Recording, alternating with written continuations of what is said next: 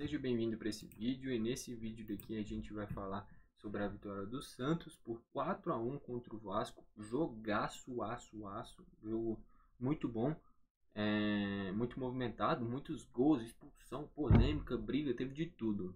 Talvez um dos melhores jogos desse Brasileirão. Esse 4-1 diz muito mais sobre a eficácia do Santos no ataque nesse jogo do que uma má atuação do Vasco. O Vasco também jogou bem, porém não conseguiu transformar em gols as oportunidades que teve, e o Santos foi mortal nos contra-ataques. Enfim, vamos aqui falar sobre esse jogo. Antes de tudo, tem que falar como é que foram os gols. O primeiro gol da partida é um gol marcado pelo Marcos Leonardo de pênalti, é um pênalti do Pumita, pênalti desnecessário no Marcos Leonardo, e foi pênalti. Ele bate muito bem, firme, forte, faz 1-0. Depois, no momento que o Santos estava melhor, estava controlando o jogo até, que o Vasco começou muito bem o jogo, deu essa bobeira, o Santos faz o gol e o Vasco acaba esfriando um pouquinho. O Santos dá uma boa melhorada, mas numa bobeira do Kevson, né, o lateral esquerdo, finalizou, deu contra-ataque, o Peck puxou a arrancada no campo inteiro, só rolou para o Verratti fazer o golzinho de empate. Mas aos 46 do primeiro tempo tem um cabeceio do Dodô, eu acho, enfim, no primeiro pau. O Rincon aparece livre no segundo pau, em um lance que o Paulinho, cadê o Paulinho? Eu gosto muito dele, mas ele dormiu no ponto, não acompanhou o Rincon, fez o 2-1, e aí, logo na saída de bola, o Zé Gabriel fez merda, e o Santos puxou o contra-ataque, o Marcos Leonardo recebeu a bola na perna esquerda e finalizou a bola fazendo meio que uma trivelinha, né? Ao invés de reta, ela foi fechando. Finalização espetacular, golaço, fez o 3-1. Ali encaminhou o resultado para o Santos, só administrar no segundo tempo. Vai para o segundo tempo, os caras saem na porrada depois que o Soteldo sobe em cima da bola. Enfim, o Soteldo acabou com o jogo no segundo tempo. E para fechar, ele mesmo recebe o passe do Jean Lucas, finaliza em um contra-ataque puxado pelo Santos, né? Era uma chance do Vasco no ataque, que ficou mais com a bola depois dessas expulsões. Mas nesse contra-ataque o Soteldo mata o jogo nesse 4-1. Não foi um 4-1 de uma sonora diferença técnica do Santos, mas um 4-1 em que o Santos soube jogar muito bem o jogo, e o Vasco, principalmente o terceiro gol do Santos, é o que destrói o que estava sendo construído pelo Vasco no jogo. Naquele último lancezinho do primeiro tempo, logo depois do segundo gol do Santos, é o que define praticamente a vitória do Santos. Esse golzinho do Marcos Leonardo aos 48 do primeiro tempo. Enfim, e as expulsões, o Lucas Lima levou porque deu um empurrão, o Medel porque saiu na porrada com todo mundo, e o Rodrigo Fernandes porque deu uma cabeçada no Medel. Enfim, destaques do Santos. Dodô jogou muito bem, o Joaquim jogou muito bem, o João Paulo jogou muito bem, e nessa confusão o João Paulo também levou amarelo porque, enfim, estava no meio da confusão.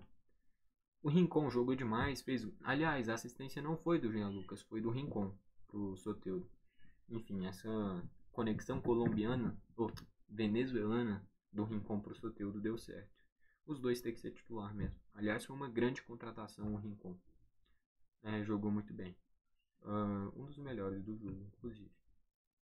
O Kevson sentiu um pouquinho no jogo, mas no segundo tempo ganhou moral de novo e cresceu. O Marcos Leonardo, atuação espetacular. O Soteldo também, atuação espetacular. Principais destaques do Santos vai para o Rincon, Marcos Leonardo e o Soteldo. Esses três. E os três fizeram gol, inclusive.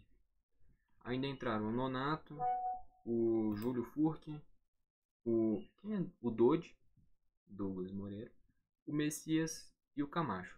O Messias entrou muito bem, o Júlio Furque entrou bem no ataque. E é isso. Os principais destaques do Santos, dos que entraram. Já pelo lado do Vasco, Pumita mal, o Zé Gabriel mal, entregou o terceiro gol. O Paulinho vacilou no segundo gol. O Verratti foi bem, o Peck foi bem. E é isso. Ainda entraram o Maicon na zaga, entrou bem. O Alex Teixeira, o Jair, o Sebastião Ferreira, que entrou muito mal. E o Payet também não teve muitas oportunidades, não conseguiu criar muita coisa.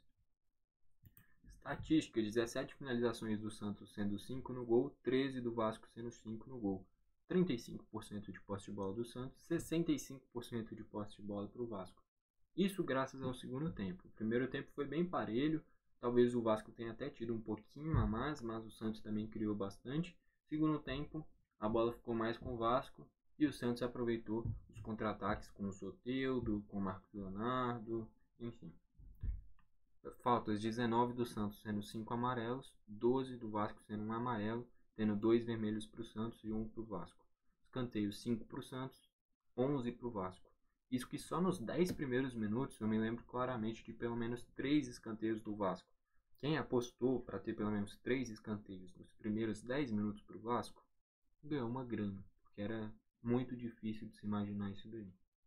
Com esse resultado, o Santos passa o Vasco, fica na 15ª colocação com 27 pontos, e o Vasco na 16ª colocação com 26 pontos.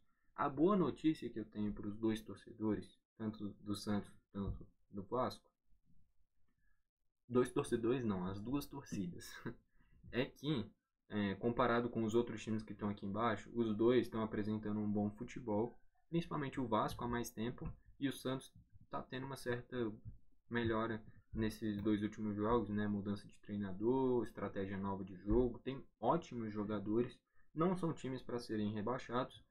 O Goiás é muito pior, o América é muito pior, o Curitiba é muito pior, o Bahia eu acho que pode dar uma melhorada ainda, mas o Goiás, o América e o Curitiba eu acho que já foram.